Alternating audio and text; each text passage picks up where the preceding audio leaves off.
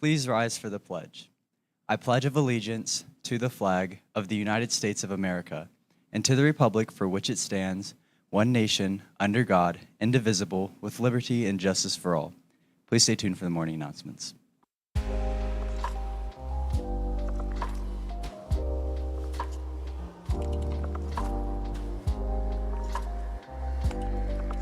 Because today is an A-Day. Seniors, are you wondering what your next steps are as an incoming college freshman? If so, be sure to follow up with college admissions. Morehead State University will host a session for admitted students on Friday. Register at the link below.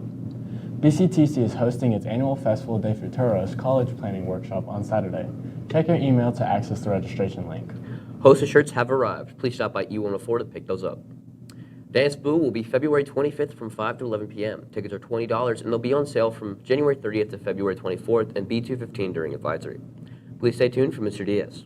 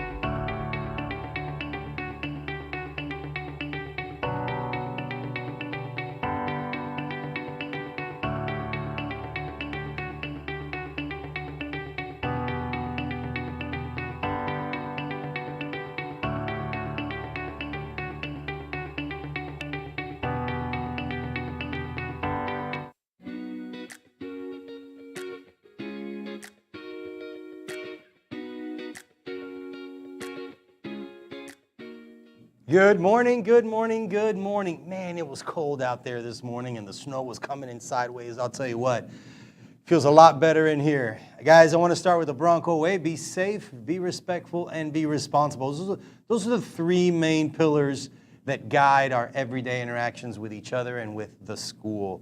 To earn EOS points, you need an 80% to participate in all things Douglas. And 80% gets you in. Lower than an 80%, you cannot participate. You get the 80% by meeting these 6 indicators every period, every day. So being on time, on task, appropriate language, appropriate electronics, being respectful, and being responsible. We're doing a better job with tardy table, but I really want you to get to class on time. Don't just wait and go to the tardy table. Do a good job and get to your classes on time. Make sure you have a hall pass and make sure you have your badges when you are in the hallways. Follow the 10-10 rule. I have a special announcement this morning. I want to tip my hat and congratulate the seniors on the wrestling team.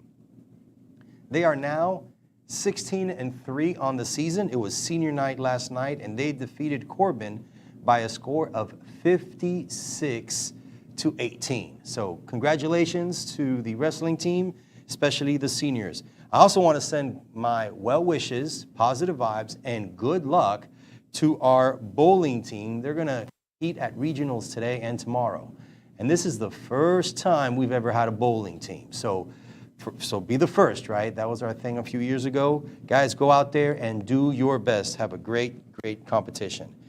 The last thing I want to do this morning on the morning announcements, I want to review the emergency drills. I want to review our emergency drills. So your teachers have an emergency folder, and in that emergency folder are the updated rosters. When we go into an evacuation or when we go into a fire drill, those folders come with your teachers. Because if we're missing a kid, they're going to call us on the radio. The teacher will show the green indicator if they have all their kids, red indicator if they're missing a kid. Then they'll call us on the radio. In the event of an emergency, we're not leaving anybody in the building. We're coming back. The fire department, the police department, the administration, we're coming back to find that student and make sure that we leave no one behind and everyone is safe. So in a fire drill, you will exit the building. This time of the year, what we do is we will look for secondary routes. So there may be a scenario in which we close one door and we say, here is where the threat is. And we ask folks to take their secondary route of egress. That's just something that we've done. We think it's a good practice. So in the event of a fire drill, you will exit the building, you will follow your teacher's lead, you will take attendance after we exit the building. In the event of a severe weather, and we had one of those a few weeks ago when there were tornadoes touching down in the central Kentucky area, we find the shelter within the hallways, right? We go into the hallways to the safe spaces. If we have an earthquake and we have an earthquake drill, we anticipate things falling from the ceiling and the walls, so we seek shelter underneath our desks. Lockdown, we don't identify those as drills. When we call a lockdown, we want to take it as serious as possible. We do not identify those as drills, and we go into a lockdown mode. The biggest thing that I need you to know is we ask the teachers to step into the hallways and grab anybody that may be close to the door, close the hallways, and secure the classroom. If you're in the bathroom at the time that a lockdown is called, hide in the stall. If you are in the cafeteria, you need to know, if this is lunch, you need to know what's closest, the gym, the B100 or B200, or the kitchen area. That's the places that you go depending on where you're sitting inside the cafeteria should a lockdown be called either during your lunch or during breakfast. That's all the announcements I have for you today. I'm Lester Diaz, your principal, and it is an honor and a privilege to serve you in this capacity.